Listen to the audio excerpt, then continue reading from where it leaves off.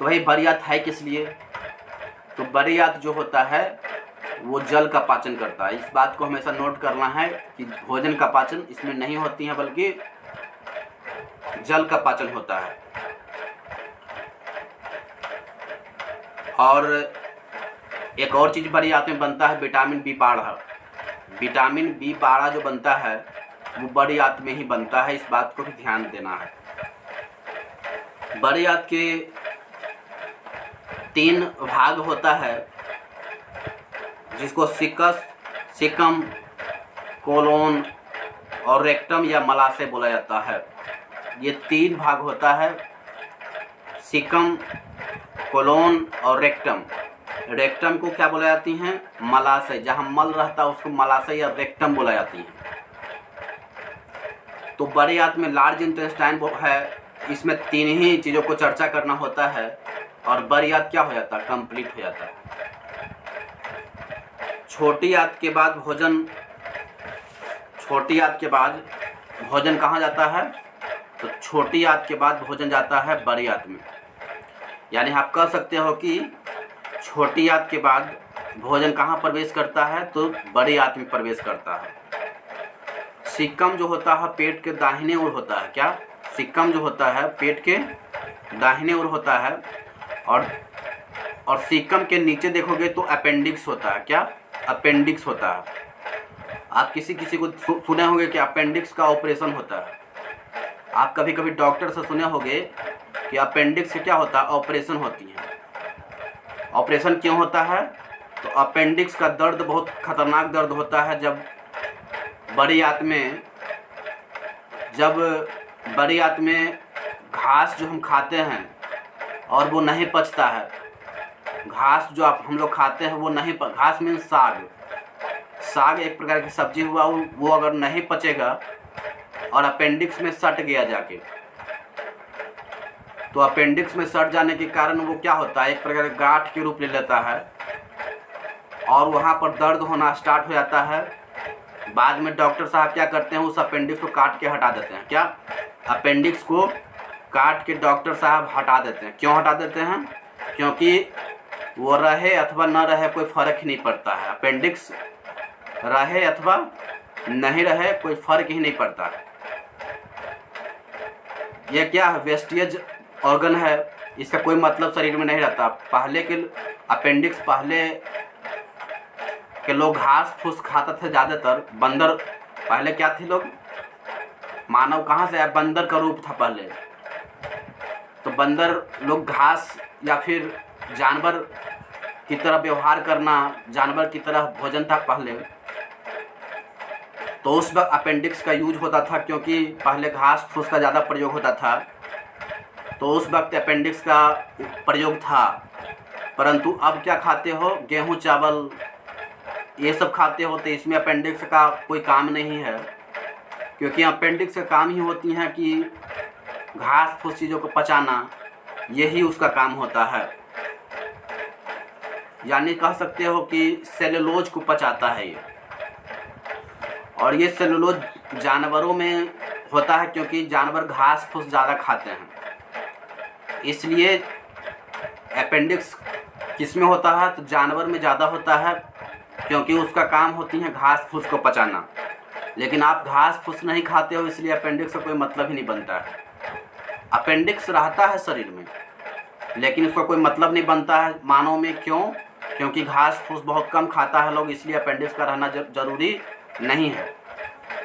लेकिन यही अपेंडिक्स जब खतरनाक कब हो जाता है? जब साग कोई खाया या घास खाता है तो सपोज दैट वहाँ पर पचा नहीं और वहाँ पर जाके चिपक गया अपेंडिक्स में, तो वही क्या हो जाता है? वो गांठ बना देता है और दर्द भयानक होता है, जिसके वजह से डॉक्टर क्या करते हैं? उस अपेंडिक्स को काट के हटा देते हैं, कोई फ़र्क नहीं पड़ता है।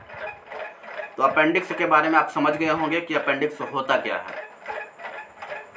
वैसे हम बोल सकते हैं कि वेस्टिज अंग है, ये वेस्टिज ऑर्गन है, अवशेषीय अंग है, जो शरीर में तो होता है परंतु इसका काम नहीं होती है। जैसे थर्ड मोलर क्या होती हैं? जो वयस्क अवस्था में दांत जो बताए थे हम कि थर्ड मोलर बच्चे में नहीं होता है। क्योंकि उसका काम ही नहीं होती है। और हम लोग के पास भी जो थर्ड मोलर होता है, क्या उसका काम होता है क्या? आप भोजन चबाते हो तो कहाँ से चबाते हो? प्री मोलर से चिबाते हो, मोलर से चिबाते हो। लेकिन लास्ट के एक दांत होता है जिसे थर्ड मोलर बोला जाती है, क्या उसका प्रयोग करते हो क्या? तो नहीं करते हो। क्यों नहीं करते हो? वो दांत तो होता है, परंतु फिर भी उसका प्रयोग क्यों नहीं करते हो? क्योंकि उसका प्रयोग होता ही नहीं है। वो शरीर के अंदर होगा, दांत के अंदर रहता है, परंतु उसका प्रयोग नहीं रहता है। तो ये थर्ड मोलर होता है। तो ये थर्ड मोलर भी क्या है? अवशेषीय अंग है। क्यों है? क्योंकि इसका प्रयोग शरीर में नहीं है। ये शरीर में अवेलेबल तो जरूर होता है, लेकिन इसका प्रयोग नहीं होता है। एक होता है कर्ण पल्लव, जो कान का देख रहे हैं लटका हुआ भाग, ये कान जो है, और ये लटका हुआ जहाँ हम लोग कर्णवाली पहनते हैं, ये क्या होता है? कर्ण पल्लव होता है। और ये कर्ण पल्लव जो है, जिसे पायना बोला जाती है, ये क्या होता है? इसको भी काट के हटा दोगे तो कोई फर्क नहीं पड़ेगा, आप मर नहीं जाओगे। क्योंकि कर्ण पल्लव क्या होता है? एक अवशेषीय अंग होता है। ये काट के भी हटा दोगे तो कोई फर्क नहीं पड़ेगा, आप सुन लोगे। क्योंकि सुनने की क्रिया अंदर से होती है, बाहर से नहीं होती है। तो कर्ण पल्लव कान का लटका हुआ भाग होती हैं, और ये काट भी दोगे तो कोई फर्क नहीं पड़ेगा। तो ये क्या हुआ? अवशेषीय अंग हो गया। अवशेषीय अंग है। या त्वचा के बाल, इसको भी काट के हटा दोगे तो क्या फर्क पड़ेगा? कुछ नहीं फर्क पड़ेगा। तो ये क्या हुआ? अवशेषीय अंग हुआ, जिसे हम इंग्लिश में वेस्टेज ऑर्गन्स के नाम से जानते हैं। तो ये हुआ वेस्टेज अंग बता दिए आपको, अपेंडिक्स बता दिए, अपेंडिक्स का में पाचन किसका होता है ये बता दिए, सिक्कम, कोलोन, रेक्टम, ये 3 बड़ियात के भाग होता है। चलिए आगे बढ़ जाते हैं थोड़ा सा। जब कभी भोजन अपेंडिक्स में फंस जाता है तो ऑपरेशन करके अपेंडिक्स क्या की जाती है? पूरा काट के हटा देता है डॉक्टर। अब सिक्कम के बाद भोजन कहाँ जाएगा? सिक्कम के बाद भोजन कोलोन पार्ट में जाएगा। का कोलोन। पिछला एनटीपीसी में पूछा गया था कि कोलोन कहाँ पर स्थित होता है, तो बहुत लोग अच्छा से नहीं पढ़ेंगे तो फंस जाएंगे। तो कोलोन वहाँ पर ऑप्शन इस प्रकार से था: छोटी आंत, बड़े आंत, और बड़े आंत में भी सिक्कम के नीचे डाल दिया था। ठीक है, सिक्कम के बाद डाल दिया था। तो सोचिए कि इतना खतरनाक ऑप्शन दिया था, जिसको कॉन्सेप्ट नहीं पता रहेगा वो क्वेश्चन को हल नहीं कर पाएगा। क्यों? क्योंकि कुछ ऐसा क्वेश्चन होता है जिसको ऑप्शन ऐसा बना दिया जाता है कि वो लोग फंस जाए। जो डीप नॉलेज प्राप्त नहीं करेगा या फिर जो डीप अध्ययन नहीं करेगा, कॉन्सेप्ट क्लियर नहीं होगा, तो वो फंसेगा ही फंसेगा, कोई रोक नहीं सकता है। क्यों? क्योंकि वो रट के गया है क्वेश्चन, और रट के जाने से लोग फंस जाता है, क्योंकि उसे पता ही नहीं चलता है कि हमें कितना पढ़ना है, या कॉन्सेप्ट क्लियर है या नहीं है। तो जितना भी क्वेश्चन बनेगा, जितना भी कॉन्सेप्ट बनेगा, मैं बताने का भरसक प्रयास कर रहा हूँ, कॉन्सेप्चुअल वे में हम बताने का प्रयास कर रहा हूँ। तो सिक्कम के बाद क्या होता है? कोलोन होता है। यहाँ पर काम क्या होती है? तो जल का अवशोषण करता है। क्या? जल को पच जाता है। जल क्या हो जाता है? यहाँ पर पच जाता है। कोलोन में ही एक प्रकार के चीज का निर्माण होता है जिसका नाम म्यूकस है। क्या? म्यूकस। ये म्यूकस का काम क्या होती हैं? तो जो लेटरिंग है या जो मल है, उस मल को चिकना कर देता है, ताकि ये मल आगे बढ़ सके और मलाशय तक पहुंच पाए। तो ये मल को चिकना बनाने का काम करते हैं, ताकि आंत के दीवार को प्रॉब्लम नहीं हो सके। आंत की जो दीवार है उसे प्रॉब्लम नहीं हो, इसके लिए सिक्कम में, कोलोन में ही एक प्रकार के म्यूकस बनता है। और ये म्यूकस का काम होता है कि जो भी मल है उसे ढीलापन देना, ताकि लेटरिन जो है बाहर की ओर प्रवेश कर सके और मलाशय में पहुंच पाए। तो भगवान ने कितना समझदारी वाला काम किए हैं, आपको पता चल गया होगा। इसलिए भगवान, पता चल गया ना कि जो शरीर जो है ये कैसे बनता है, भगवान से बनता है, इस बात को मानिए, ठीक है। क्योंकि उनका डिजाइन जो है बहुत बिल्कुल सटीक है और आपके लिए बेनिफिटेड है। क्यों बेनिफिटेड है? क्योंकि देखिए, आप भोजन करते हैं रुखरा, पेट के अंदर जाता है तब HCl रहता है, वो पच पुच के ख़त्म कर देता है। छोटी आंत में प्रवेश करता है, बड़ी आंत में जाता है, तो भी फिर भी कुछ भोजन जो होती हैं वो कड़ा होता है, उसको ढीलापन करना होता है। तो भगवान ने क्या छोट बना दिए वहाँ पर बना दिए हैं म्यूकस, ताकि वहाँ पर जाएगा भोजन, और वो भोजन क्या होगा, जब मल बनेगा तो मल बनने के उपरांत वो चिकनाहट उसमें आना चाहिए, ताकि दीवार को प्रॉब्लम नहीं हो सके।